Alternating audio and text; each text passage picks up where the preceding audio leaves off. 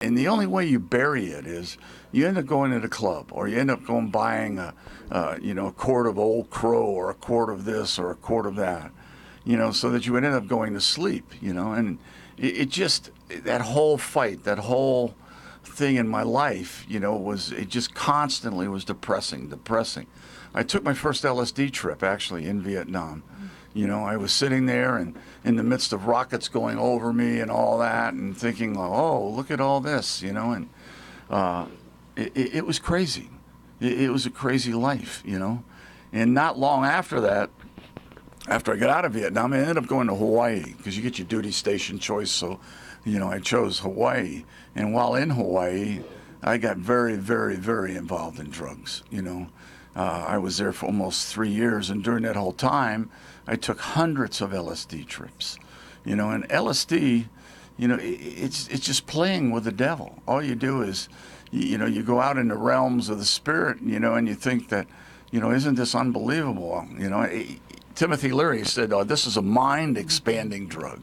Yeah, well, it expanded your mind. It let all kind of devils come in, and do all kind of things. You start trying to do levitation. You try to do all this occultish stuff, and I got to a point, truthfully, that I didn't know what was real anymore. I really could not understand, what was even going on in my life, But I want to read a verse, because it really says the very thing that my life was. It's in Ephesians, the 2nd chapter, and it talks about how we were, but this is how I was. It says, which at a time you were walked habitually. You were following the course and fashion of this world. You were under the sway and the tendency of the present age, following the prince and the power of the air. You were obedient to and controlled of demon spirits that still constantly worked in the sons of disobedience. That was me. I was constantly obedient to what the devils wanted me to do. And I was fashioned. You become fashioned, and this is going on still today. All the things that are out there, all the things that the people are doing. You don't realize that the devil is fashioning you. He's bringing you under his sway. I remember when I grew up, the Beatles had just come in. And when the Beatles came in, all of a sudden everybody had to have a Beatle haircut. And it wasn't long after they got Beatle haircuts, they had to have a Beatle suit. And then they had to have Beatle boots. And then all of a sudden, the Beatles decided they were going to start smoking marijuana, because a friend of theirs, gave them marijuana. So everybody started smoking marijuana. And then not long after they smoked marijuana, they were introduced to LSD. Everybody then was doing LSD. And it's not different today. Everybody today is just following some idol, following someone who they wanted to look up to, who they wanted to desire and be like. And really, that was the biggest downfall of my life, and truthfully, my wife. I mean, when we look at our lives, I come from a totally different life. I'm an inner city person. I was totally wicked. I was totally depraved most of my life. My wife, on the other hand, grew up in the Midwest, in the suburbs, in a great family, all the different things. But ultimately, in the end, she had all the same problems. She got all the same. She was swayed as well by this time, by this modern period. She was under the control of devils because of her own rebellious life. It wasn't long after I spent that time, in Hawaii, that basically, I left Hawaii because I had to go somewhere, that was stable, or at least some stability in my life. So I went back home to Pennsylvania, and at that period of time, I thought, well, I'll go home there. At least I can find some stability. But I got home there, and it was the same thing. My friends that were there now were just like me. They were a mess, and and it was a very difficult time. And so one night, 2 of my friends came up to me and they said, "We want to take you to a drug party," because I had just been home a short time, like several weeks. And they said, let us take you to a drug party. So I told them, okay, let's do that. But they didn't take me to a drug party. They took me to a church. But I kind of felt, well, it's not going to be a problem, because they're not going to let me in the church anyway. and because at that time I had long, I'd started already growing my hair long. In those periods of times, you didn't wear shirts. You just, you wore a blue jean jacket on. My jeans were pretty rough. And so I walked up to the church. I remember it to this day. I walked up to the entrance to the church, and I was talking to the man, and the man I know what his name is to this day, is Brother Aki. And he reached out in such love. I mean, he affected me. I didn't understand that. I never felt that. I never felt what he reached out and did. And so for a month, I just kept coming back to the church and back to the church and back to the church. And, then one night, couple guys that were with me and then another gentleman, they sat down and prayed for me. And they said, you really need to change your life. You really need to make a decision on what you're going to do, with your life. And so that night I prayed. I don't know what happened that night. I know it started me on a journey. That I know. And I know that the drawing power of God got that much greater in my life. But we decided that night amongst us, what were we going to do? You can't go back to your friends. You can't go over here. You can't do this. And so we all committed. We're going to meet every night. We'll get here every night, whatever it takes. And so we started coming every night. And in a short period of time, I mean, it was like 4 to 6 weeks, there was 125 of us from 4, because we realized that everybody else had the same problem, and everybody else wanted to find an escape and didn't know how to find that escape. So we would get together and we just share. Say, well, what happened to you? Well, this is what happened to me. And then, why are you here? This is why I'm here. But during that period of time, when I started to come off LSD was not an addicting drug, but it was very much controlling drug in the sense that the demons that were there and the habit of doing it. I did it over 3 years. Every second or third day, I would take an LSD trip. And in between, I would take, speed and crosstops and all that. And I'd always smoke marijuana, so it was like a norm. But when I started to come off, I really began to understand what the demonic force was. I couldn't go to sleep at night. I mean, I had to have the light on. If I turned the light on, all those old hallucinations and everything, they would start to attack me, and I would cry out to God, and then I would hear footsteps coming up the steps, but no one was there, and I just sensed that the devil was just there, standing, there. And I would call the pastor that would help me, and he would tell me, read Psalms 91, pray, read Psalms 91. I would read Psalms 91 over and over, pray over and over until I could go to sleep. Some nights it was morning before that would happen, but because it would finally get light and I'd finally feel comfortable enough to do it, But then somebody came to the church. There was a group that came to the church not long after that, because I finally got to a point where I was free. And truthfully, I never have gone back on drugs, in a way since that time. And you're talking, that was 1972. So, I mean, I'm moving on almost, getting close to 50 years having not done drugs. But there was a group that came to the church. They were a singing group. Actually, he was an evangelist. And his name, he was a Mexican-American evangelist. And he sang, and afterwards he said, I'm going to Mexico, and I want to invite anybody here in the church to go. And to go with me, and I thought, okay, well, I'm, first of all, I don't have the money. Second of all, who am I to go there, And it was right after the church, though, someone in the church walked up to me and said, God told me to give you this money. And it was a couple $1,000s. He says, you're supposed to go. And so I went. And so I went with this evangelist, and it probably saved my life because, truthfully, every morning we had Bible study. It was a controlled life, but yet here we are in Mexico, and I visited all the prisons in Mexico. I got to, I played basketball against the prisoners. I shared with them, and one night I shared on the steps of Acapulco, which was always ironic to me because I smoked more Acapulco grass than anything I ever smoked.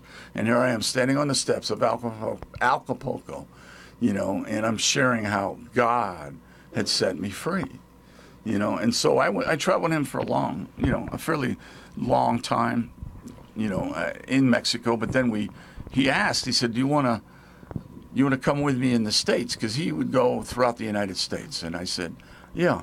Because at that time, I just didn't feel comfortable. I wanted that controlled. I enjoyed that controlled environment, And so I went with him. And what he did in the States was we would tour churches, but in the daytime we would go to high schools. Because back in those days you could still go to the high schools. And we would sing, and basically he would ask us to share our testimony. So we did drug abuse assemblies basically every day, 4 or 5 of them, and we would share, and then afterwards we would tell them, and I got set free through the power of Jesus Christ. And inevitably someone would come and say, because you couldn't say much more than that, they'd say, what does that mean? And so we had the ability then to share with all these people all over, and it allowed me to redeem so much of what my life really was, because my life was a mess. And I know it was a mess. And I know God was changing me the whole time. I knew, I knew He was. And so we had an opportunity. We met a major minister while we were on that journey throughout the country, and we met him at a street ministry in Houston. He was speaking. And while he was speaking, he met with us afterwards, and he encouraged us. He said, what you do is great, but, you ought to think about, getting into the street ministry, opening a coffee house and reaching out to people, and we did. We went back to where my evangelist friend was based is actually Elkhart, Indiana, and we built a coffee house. And in that coffee house, we started to go out on the street every night. We had the local police were very involved with us. They told us where the youth were, and they wanted us to help them as much as we could. And so we started to, bring in music. Now, as you remember, I grew up in Allentown, Pennsylvania, and this was like right in the hub, right by American Bandstand. So all this music that was in my life, all these bands that would come to American Bandstand would also come to Allentown. They would come to 9th grade dances, and all these years later, I realized the level of people that were actually coming to all those places were unbelievable. You had major stars because they needed a place to play the night before, the night after, or whatever. So they showed up there. So all that music had been put in me. And then while I was on LSD, I went and saw every band, every major band. I went to see all the bands that they were there that day, and then next thing I knew, they died of overdose. And then this guy would come, and he would die of an overdose, and it was just, but the music just was put in me so much, it says in Job, the sins of your youth, they rest in your bones, well, that music rested in my bones. It had so saturated me, and music, to understand music, you have different aspects of music. You may sit there and think you're liking and enjoying what you're hearing, and physically you are, but then you also have to remember that they're telling you something, and much of what they're telling you is not good. They're teaching you a lifestyle that they have, and they're telling you, be this way. And it's in all kinds of music. It's not just in the rock. It's not just in country. It's in every form of music. They're trying to convert you. But not only is it in the physical, not only is it in the mental, in teaching, it's in the spirit. And all those bands, so many of them were involved in a cult. And so many of them, they got their strength, they got their power, they got their ability from the devil. And you sit in those concerts, and you become part of those concerts. And especially if you're on drugs and you're taking drugs, you're opening up your very heart to the very areas that, that the devil wants to inhabit, in the whole thing. But anyway, I came to Elkhart, Indiana to start, a coffee house. So we took that same concepts and we thought, let's get the music. We didn't realize what we were doing. We said, well, the music will draw them. Because we knew people would come. If there's music, they'll come. Especially if there was music for free, they would come. And so we got them in and we started to do different things. But it's also, maybe my wife could share a few minutes right here because that's where she was from, Elkhart, Indiana. And that's how we met. Well, this is where I step into the picture. I remember when that coffee house started on Main Street, and I ended up going to that coffee house. But I'll back up a little bit, just to give you a little bit of my history.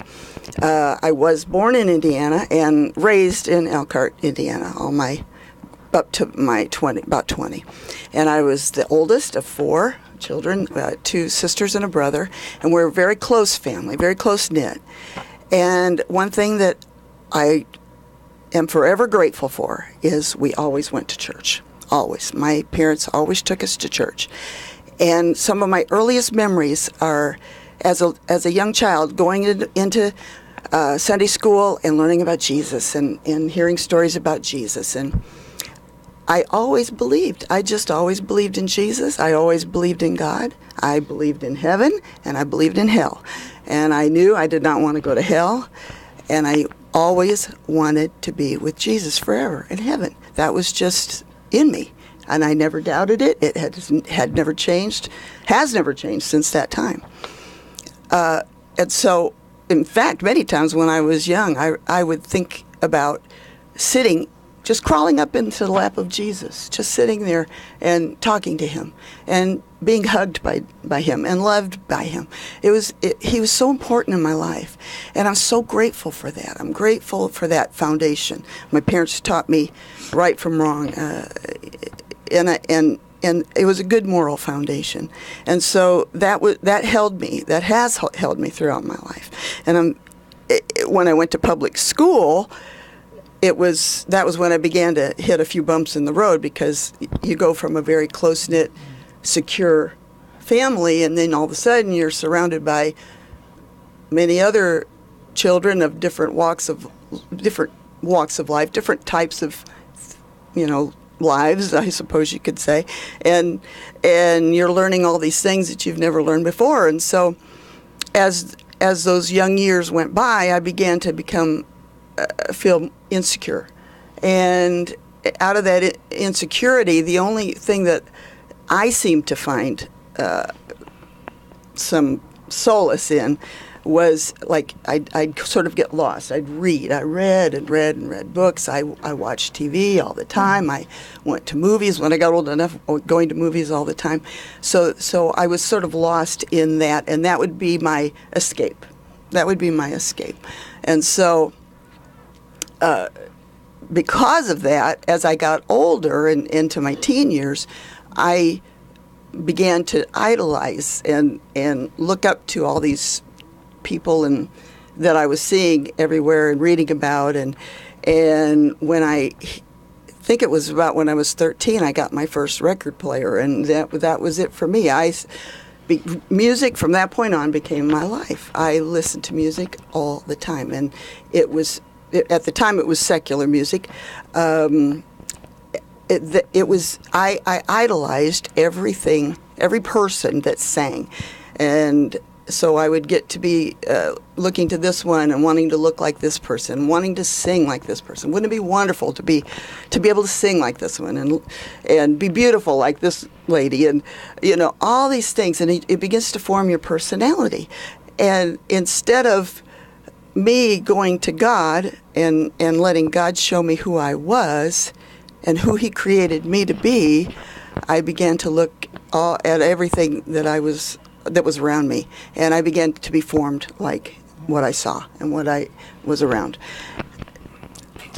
And this is the whole thing that caused us. Ultimately we got together, but it was the same desires to be part of all these things that then took us, into Christian, so-called music, and it was the very things that these were the foundations that we built what we did in Christian music on.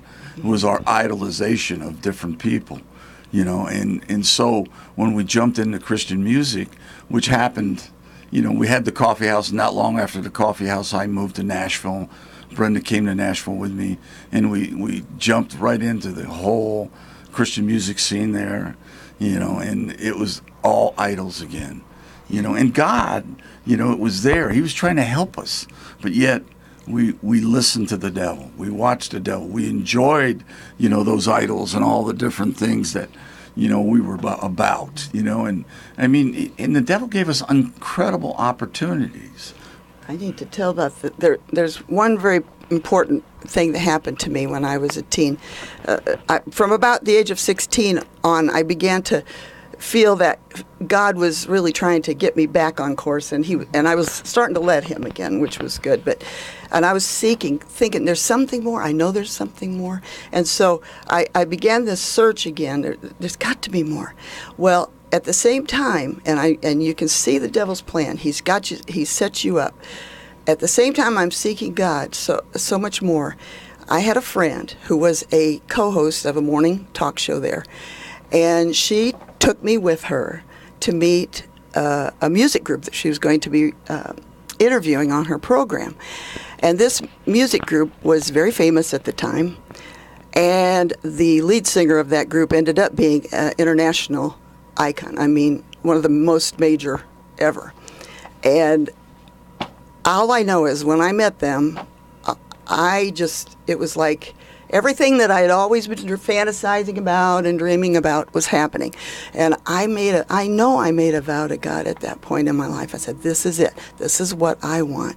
I love this. It was feeding this void in me, And so I know that set my life on a course so that when we did meet, we just joined up together, and here we went down that path of he was in the business, and I was kind of following along, enjoying all this meeting, this one meeting, and that one, being here, being there, going here, going there. So sad, because I had no identity of my own. I had a total false personality. I was not who God wanted me to be at that point. And there was no church involved. I mean, we didn't.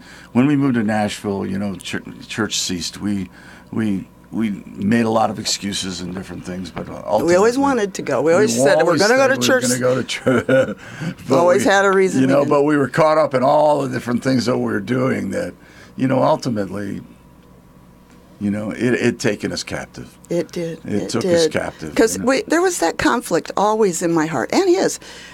We wanted God. We knew we were supposed to be bringing God to people, and we were trying, but we were doing it ourselves, and we were not locked into any kind of structure at going to church, having a pastor that could take care of us and lead us in the right direction. We were just floundering out there, floundering.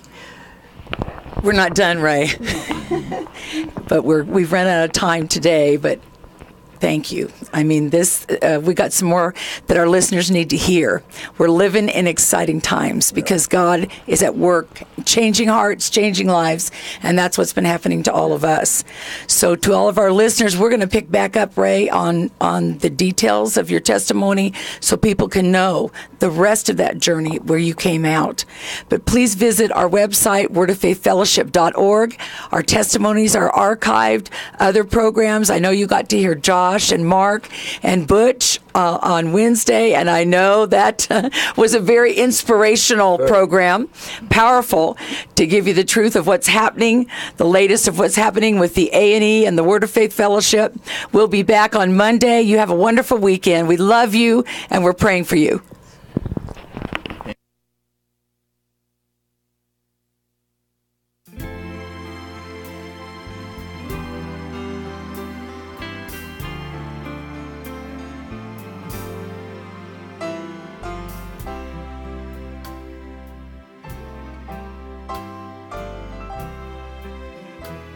Today's hits and yesterday's memories, WCAB Rutherfordton.